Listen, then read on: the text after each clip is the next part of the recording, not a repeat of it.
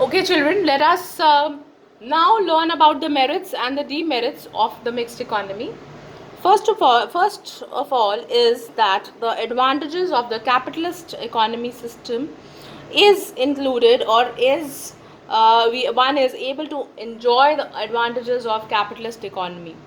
By capitalist economy, we mean, like we discussed, that there is a motive of self-interest. Okay, also the profit earning is the basic motive of a capitalist economy. So all these things lead to better growth and development. Okay, efficiency increases because private individuals are more focused. Clear? So these all the advantages of the capitalist economy are enjoyed in the mixed economy. Second one is proper allocation of resources. Resources are appropriately divided among the private sector and the public sector. In the mixed economy, since this economy consists of both the sectors, okay, so the resources are divided into public. By public I mean government, and private means the individuals. So there is no wastage and there is proper division of resources. Second, the third one is the social interest and welfare. Now, in the mixed economy, the main advantage of it secures is that of a socialist economy. Like in the socialist economy, the major motive is social interest and the welfare of the people. Okay, and generally the public utility services like the key industries are kept in the hands of the government, and other harmful goods and are kept in the hands of the government, and rest are given to the private sector.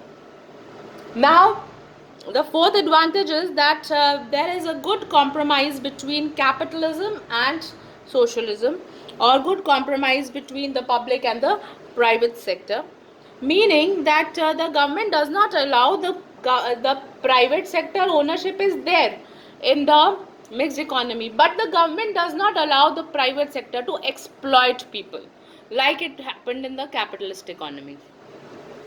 Okay, so that is why here both the private and public sector, they move in equilibrium. They are in balance with each other. Okay, now because there is a private sector also and a public sector also, both the sectors, they have their own goals and they achieve goals. So this leads to faster economic growth. Whatever growth is there in the economy, it leads to fast rate of economic growth. And since it is a balanced growth, balanced means, like I told you, that they are both the sectors under the mixed economy. Balanced development is possible because government can change its decision according to the need of the country. If the government wishes to change certain industries from private to public or vice versa, it can be changed from time to time.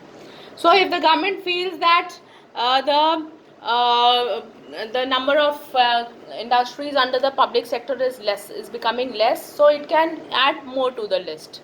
Okay, and at the same time, if it feels that some industries have to be taken from the private sector, then it can do the same. Okay, so there government ensures balanced growth. Now coming on to the demerits, children, demerits of a mixed economy is, first of all, there is instability. Instability because it may be possible that in future some private undertakings are nationalized. Now what is the meaning of nationalization? Nationalization means bringing a company under the governance of the state. Meaning that, for example, if today ICICI Bank is there, it is a private sector bank, and if tomorrow the government thinks that this bank is not functioning properly, and or maybe it thinks that it is better to nationalize this bank. Nationalizing the bank means that it's better to take the ICICI Bank under the governance of the government. The government should now look after the working of ICICI Bank. So we will say that ICICI Bank has got nationalized. Okay, so the number of private sector banks like SBI, public sector banks like SBI, PNB, all these banks, we say that they are nationalized banks because they are government owned banks. So why is there instability? Because it may be possible that in future Some private undertakings are nationalized, hence there is danger of nationalization. Okay, and also instability is there, that sometimes the private sector people say that we are not going to adhere to what the government is going to the rules of the government which government lays down. Okay, so both ways it is going to be it is going to prove the instability of mixed economy. Then coordinated system, that there is lack of coordination. In capitalism, coordination is being made by price mechanism, and in socialism, planning is done.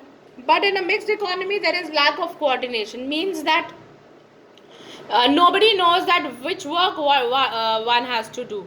So they do not move in coordination. Some work is done by the private sector, some work is done by the government, and coordination is missing. Then the next is economic fluctuation. Under a mixed economy, children, the private sector industries are not controlled effectively and are affected by short-term demand and supply of the factors. And there is a lot of fluctuation of price. And when the price fluctuation is there, then the working of the private sector is hampered. Okay, so the private sector's working is harmed. Then comes uncertainty. Uncertainty, how it is uncertain, like we discussed about the nationalization, that the private sector undertakings, they are very, very uncertain. They might get nationalized because everything depends on the government. Government either controls the working of the private sector directly or indirectly. Okay, so private sector may also not function nicely. Now, loss of efficiency. This is a very, very important demerit of a mixed economy, that the private sector becomes very laid back. Okay, it says that, okay, now the government is only going to decide how we are going to function. So let the government only decide, and whatever the government decides, they work accordingly, and they really do not feel like there is no incentive for hard work in mixed economy. They do not get any incentive. And in the private sector, the efficiency goes because private sector government imposes too many restrictions. Restrictions means that there are so many laws and orders which have to be obeyed by the private sector to function. So they lose efficiency. And the government undertaking, they are again, their job is secured. They feel that there is, even if they do not work, the country will go on. So there is inefficiency in the government sector also. So overall, there is loss of efficiency. Now, children, talking about India as a mixed economy. Okay, Indian economy is a mixed economy. Here, both public and private sector are in coexistence.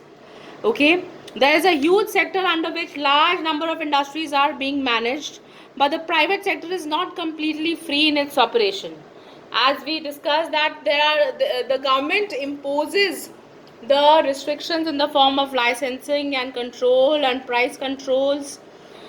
Economic planning in India has been mainly guided by the objective of higher rate of economic growth. Now in India there are many problems of poverty, of price rise, then we have unemployment and other objectives.